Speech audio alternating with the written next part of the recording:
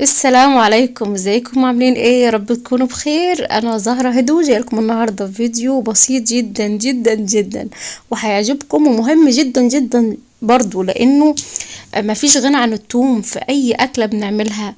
وما كانش نعمل التوم ونفرمه في الايام دي بالذات ونشيله في الفريزر، التوم اللي عندنا هيفضى. لاني كان في فتره كنت مخزنه توم كتير ولقيته كله فاضي، فكنت في السوق فلفت نظري ان في توم ولقيته كبير جدا ما شاء الله، لونه احمر كده عجبني يعني. فجبت 2 كيلو، كان الكيلو تقريبا ب25. فحسيت انه ده كويس ان يعني افرمه واخزنه وهينفع معايا برضو في الايام اللي جايه. الفيديو ده تكملة للفيديو اللي فات، كان روتين مسائي في المطبخ، فحسيت ان الفيديو كان هيبقى طويل فحطيته في فيديو وحدي. وممكن احط لكم اللينك بتاع الفيديو اللي فات في صندوق الوصف. دلوقتي انا خدت التوم في اوضه الاطفال وقلت اقعد كده واقعد واخد راحتي قدام التلفزيون واعمل الكميه كلها بالمره. هي متاخدش وقت طويل، يعني يمكن خدت ساعه مني كده، بس عشان هو سهل والفص التوم كبير فعلا عامل زي البصل الاخضر من جوه، فممتع جدا يعني. فانا بشجعكم ونشجع نفسنا، لو عندكم اشوية توم او تشتروا توم هينفعنا في الايام اللي جايه او في رمضان. للي ما يعرفنيش، انا زهرة هدو من جنوب الصعيد، من الاقصر تحديدا. يسعدني اشتراككم في قناتي وتعليقاتكم الحلوه اللي زيكم، اكيد والله انا بتسعدني قوي التعليقات اللي بتبقى ايه. يعني اي حد بيشكر في حد اكيد هيتبسط يعني. شخصيا لو حد بيشكر فيكم هتتبسطوا، بس انا لما حد يشكر فيا وبطريقه كلامي او قناتي تسعدني اكتر اكتر بكتير. ليه؟ لاني بحس نفسي يعني انا معقول كده ماشيه صح. لاني اخاف كتير ان اتجاوز في الكلام او اعمل حاجه ما بتعجبكمش او يعني اتكلم كتير. فالحته دي بتديني ثقه في نفسي اكتر، فانا بشكركم على الثقه دي ويا رب اكون كداها ان شاء الله. بعد ما هخلص التوم هفرمه طبعا في الكبة، يفضل في الكبة ما يتفرمش ناعم قوي. يتحط له ملح ويتحط له سكر ويتحط له زيت احيانا. فهتشوفوا ده معايا في الفيديو.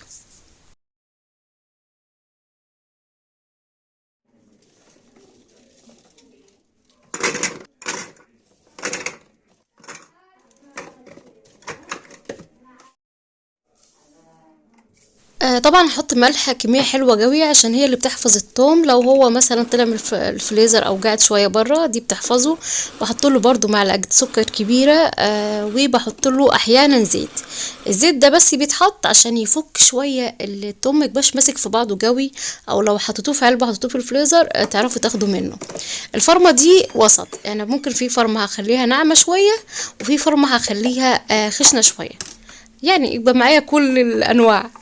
تمام. انا هحط في علبه اكيد محكمه الغلق، انا عندي علب كتير في الفريزر، يعني اكتشفت ان انا كل ما يكون عندي شويه توم بفصصها واحطها في الفريزر.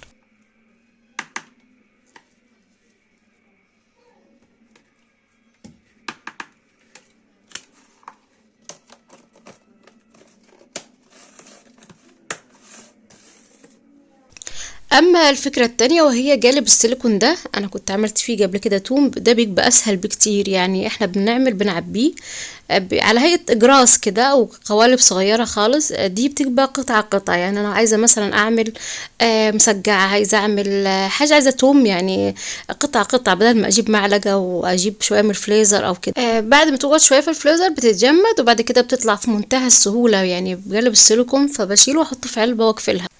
بس ما ننساش نغطيها طبعا كويس جدا عشان تعملش اي ريحه في الفريزر. ويا ريت لو عندنا فريزر، يعني مش فريزر بتاع التلاجة، لو فريزر في اي حته يعني، او اللي هو اللي هو فريزر الكبير ده، نحطها في درج من تحت كده بيبقى ايه مع نفسه. ما يبقاش في اي طوب بقى مع فراوله ولا مع مانجا ولا حاجه، مخصص يعني. تمام. ادي برضو حطيت في علبه وهطحن معاكم الباقي او هفرم معاكم الباقي كله.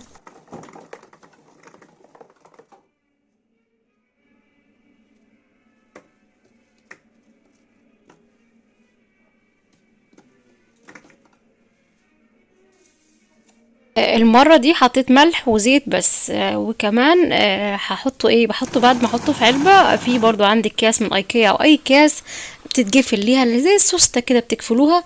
هتبقى سهله قوي معايا لو احنا حطيناها في الفريزر، يعني لو مثلا الفريزر بتاعكم مش بيشيل علب كتير فالكيس دي هتبقى احسن بكتير. وكمان بعملها بطبقه رهيفه جدا عشان تعرفوا تاخدوا منها بسهوله، او كانكم تكسروا كده حته وتاخدوها وبتقفلوا كيس تاني مبقاش فيه اي ريحه. فانا شايفه انه الفيديو ده على قد ما هو بسيط على قد ما بيوفر معاكم وقت في الايام اللي جايه كتير جدا.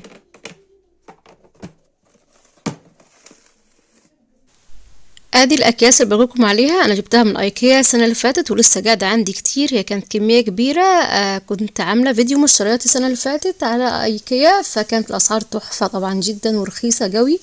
لو حابين تشوفوا الفيديو ده يا ريت هنزله لكم في صندوق الوصف تشوفوه، لاني ما اعتقدش اني هقدر اشتري تاني من ايكيا السنه دي يعني.